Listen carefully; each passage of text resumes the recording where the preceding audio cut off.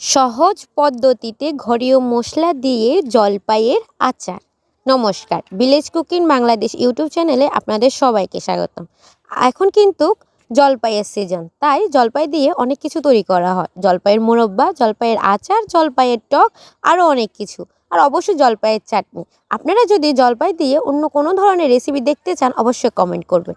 আজকে আমরা তৈরি করব জলপাইয়ের আচার। হ্যাঁ, জলপাইগুলোকে প্রথমে গোটা ভালো করে ধুয়ে নিতে হবে। এরপরে জলপাইয়ের পিঠ ও পিঠ ভালো করে কেটে নিতে হবে। আপনি চাইলে রাউন্ড শেপও কাটতে পারেন। ভালোভাবে কেটে নেবেন আর অবশ্যই কাটার আগে ধুবেন। কাটার পরে যদি ধোন তাহলে জলটা থেকে যাবে।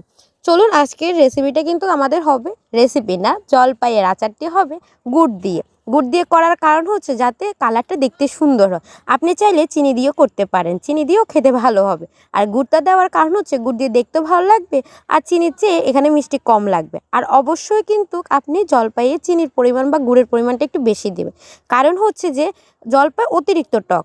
যাই হোক, চলুন আমরা আচারটি তৈরি করে নিই। প্রথমে মা তাওয়াতে কিছুটা পাঁচফোড়ন ভালোভাবে গরম করে নেবে। যেহেতু ঘরীয় উপকরণ দিয়ে তৈরি হবে আজকের আচারটি, তাই ঘরের যে মশলাগুলো আছে সেগুলো দিয়ে তৈরি হবে। প্রথমে পাঁচফোড়নগুলোকে ভালো করে গরম করে আমরা হামুক দিস্তায় নিয়ে নেবে ওটাকে গুঁড়ো করার জন্য। আপনি চাইলে আপনি শিলবাটায় বেটে বা ব্লেন্ডারে গুঁড়ো করে নিতে পারেন। আর আমি এখানে এগুলা সবগুলাকে গুঁড়ো করতেছিলাম, আর মা ওখানে শুকনো লঙ্কা ভাজছিল, কারণ এই আচারে কখনো গুঁড়ো মরিচ ব্যবহার করা হবে না। এখানে ব্যবহার হবে শুধুমাত্র শুকনো মরিচের গুঁড়ো, কারণ শুকনো মরিচের ফ্লেভারটাও ভালো লাগবে, খেতেও ভালো লাগবে। আর ঝালের পরিমাণটা আপনি চাইলে আপনার মতো করে দিতে পারেন। এখানে জলপাইগুলো কেটে রাখা হলো, আর এখানে গুড়, আর এখানে হচ্ছে শুকনো লঙ্কা। প্রথমে তেলের মধ্যে সবগুলা জলপাই দিয়ে একটু নেড়ে চেড়ে নিবে। তেলটা দেওয়ার কারণ হচ্ছে যেহেতু আপনি 1 বছর ধরে এটা সংগ্রহ করতে পারেন। আর আপনি যদি সাথে সাথে খেতে চান তাহলে কিন্তু আপনি তেল নাও ব্যবহার করতে পারেন। এরপর লবণ দিয়ে মা ভালো করে এগুলোকে ভাজবে। কিছুক্ষণ ভাজার পরে কিন্তু গুড়টা দিয়ে দিবে, কারণ গুড়টা গলতে সময় লাগবে সেজন্য।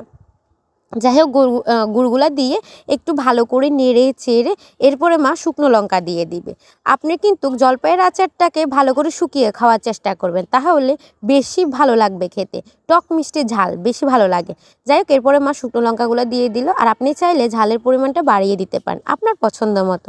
এই যে আমাদের তৈরি হয়ে গেল জলপাইয়ের আচার। আর শেষে দিয়ে দিব ওই যে পাঁচফোড়নের গুঁড়াগুলো যে গুঁড়ো করে রাখলাম সেগুলো, এগুলো দিয়ে নামিয়ে নিন। বেশি পরিমাণে দিবে না, তাহলে তেতো লাগবে। আর অবশ্যই পুড়ে যাওয়া থেকে বাঁচাবেন, নাহলে কিন্তু জলপাইয়ের আচার তিতো হয়ে যায়।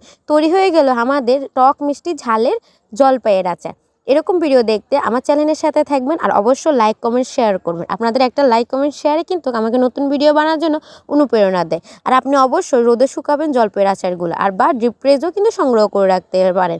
যাই হোক, দেখা হবে আবার নতুন একটা ভিডিওতে, নতুন একটা সময়, নতুন একটা রেসিপি নিয়ে। আর নতুন কোনো ভিডিও দেখতে চাইলে বা আপনাদের পছন্দের কোনো রেসিপি দেখতে চাইলে অবশ্যই কিন্তু আমাকে জানাবেন। দেখুন, আমাদের জলপাইয়ের আচারটা কিন্তু সম্পূর্ণ তৈরি হয়ে গেছে। দেখতেই কি লোভনীয় লাগতেছে। যাই হোক, রাধে রাধে।